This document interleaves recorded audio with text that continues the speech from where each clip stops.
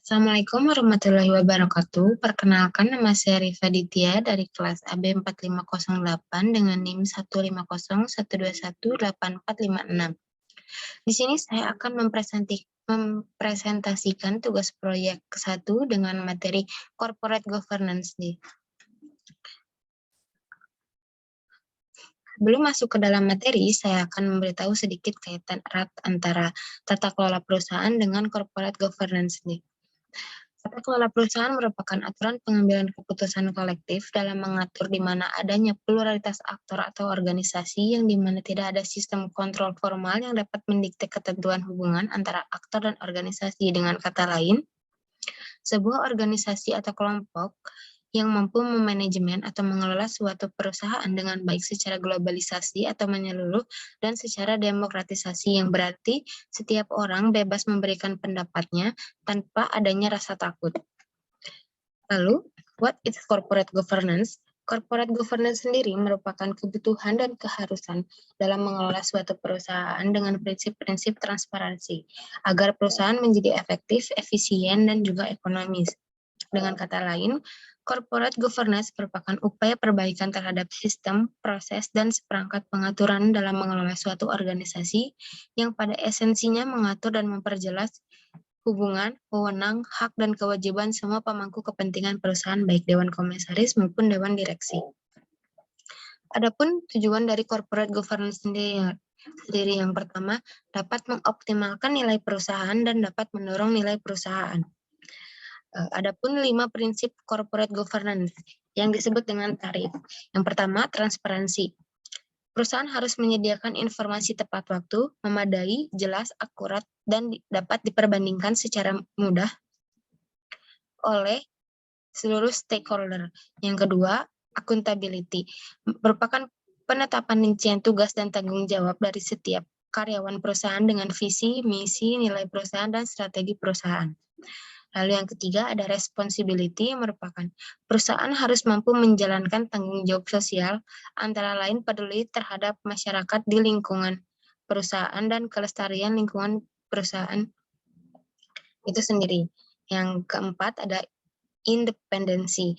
Masing-masing organ perusahaan harus mampu melaksanakan fungsi dan tujuan yang sesuai agar tidak saling melempar tanggung jawab satu sama lain. Yang terakhir ada fairness, merupakan perlakuan yang setara dan wajar kepada seluruh stakeholder sesuai dengan manfaat dan kontribusi yang diberikan oleh perusahaan. Dengan begitu, good corporate governance merupakan sekumpulan komponen yang diorganisasikan untuk menjelaskan bisnis perusahaan yang terdiri dari proses, struktur, dan berbagai partisipan di dalamnya. Ada dewan direksi, pemegang saham, dan pemangku kepentingan lainnya. Lalu di dalam corporate governance sendiri ada organ korporasi yang terdiri dari 3 bagian, RPUS, Dewan Komisaris, dan Direksi. Dalam bagian ini, adapun satuan audit internal di Direksi dan Komite Audit. RPUS sendiri merupakan rapat umum pemegang saham. RPUS sendiri itu merupakan kesatuan para pemegang modal yang dilakukan untuk membuat suatu perusahaan yang dipimpin oleh direksi dan diawasi oleh Dewan Komisaris sendiri. Berikut pengertian dari RPUS. RPUS merupakan rapat umum pemegang saham yang memiliki wewenang yang tidak diserahkan kepada direksinya ataupun Dewan Komisaris sendiri, yaitu menerima atau menolak laporan pertanggungjawaban direksi dan Dewan Komisaris, mengangkat dan memperhatikan anggota direksi dan Dewan Komisaris, dan juga wadah pemegang saham untuk pengambilan keputusan pada rapat umum pemegang saham di suatu perusahaan. Lalu, Dewan Komisaris merupakan organ korporasi yang peranannya melakukan fungsi pengawasan serta memberikan nasihat kepada direksi atas aktivitas pengelolaan perusahaan. Fungsi nasihat yang diberikan oleh Dewan Komisaris sendiri merupakan memberikan advice tanpa harus diminta terlebih dahulu, dan nasihat tersebut yang diberikan kepada direksi bersifat tidak mengikat dan tidak wajib dilaksanakan oleh direksi. Apabila direksi menyetujui nasihat yang diberikan komisaris, maka direksi akan mengimplementasikannya kepada perusahaan tersebut.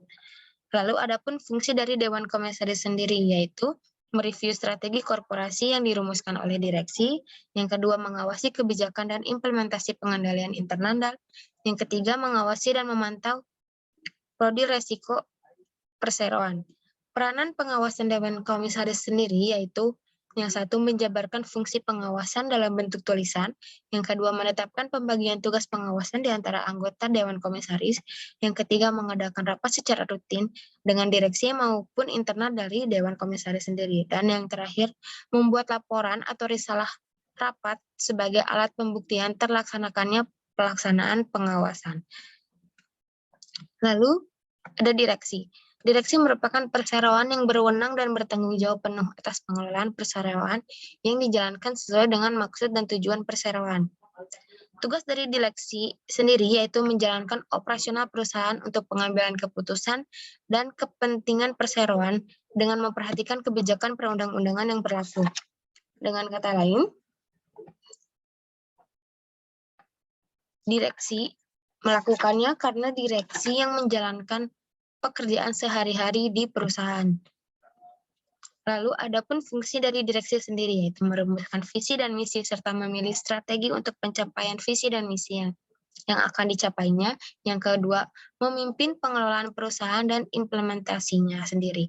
Dan yang ketiga ada memastikan bahwa semua peraturan undang-undang yang berlaku dan kebijakan internal dipatuhi berjalan sebagaimana mestinya. Adapun contoh implementasi corporate governance di Indonesia, yaitu PT LEN Industri Persero yang berasal dari Lembaga Elektronika Nasional atau LEN, yang merupakan salah satu unit penelitian dan pengembangan di lingkungan Lembaga Ilmu Pengetahuan Indonesia atau LIPI, yang mencangkup bidang-bidang elektronika, tenaga listrik, telekomunikasi, dan komponen.